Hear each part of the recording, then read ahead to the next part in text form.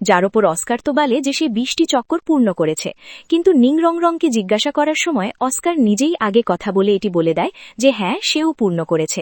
এখন প্রিন্সিপাল অস্কারকে ডেকে তাকে শাবাশি দেন এবং তারপর তাকে আরও 20টি চক্কর মারার শাস্তি দেন।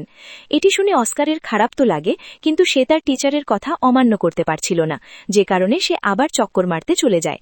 আসলে প্রিন্সিপাল বুঝে গিয়েছিলেন যে নিং রং রং চক্কর মারেনি এবং অস্কার মিথ্যে বলেছে। নিং রং রং চক্কর পূর্ণ করার আগেই শহরে ঘুরতে চলে গিয়েছিল, কিন্তু অস্কার তার জন্য মিথ্যে বলেছিল।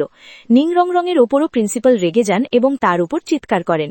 নিং রং রঙও পাল্টে উঁচু গলায় কথা বলতে শুরু করে এবং বলে যে এটি শুধু একটি স্কুল, কোনো যুদ্ধের ময়দান নয় যে সব কথা মানতে হবে।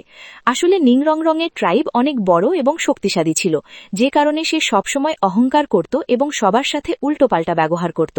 প্রিন্সিপাল তাকে স্কুল থেকে বেরিয়ে যেতে বলেন এবং তাকে নিজের মালপত্র গুছিয়ে নিতে বলেন। তিনি তাকে বলেন যে যদি এমন করার চেষ্টা তোমার বংশের লোকেরা করে তবে তারা আমার তলোয়ারের মুখে পড়বে। কিন্তু এরপর তিনি তাকে পাল্টে বলেন যে আসলে তুমি কি করতে পারো, তুমি এখানে সবচেয়ে দুর্বল এবং তোমার কৃতজ্ঞ থাকা উচিত যে আমরা তোমাকে অ্যাডমিশন দিয়েছি। নিং রং রঙের কাছে এই কথা সহ্য হয় না, কারণ সে নিজেকে খুব শক্তিশালী ভাবত।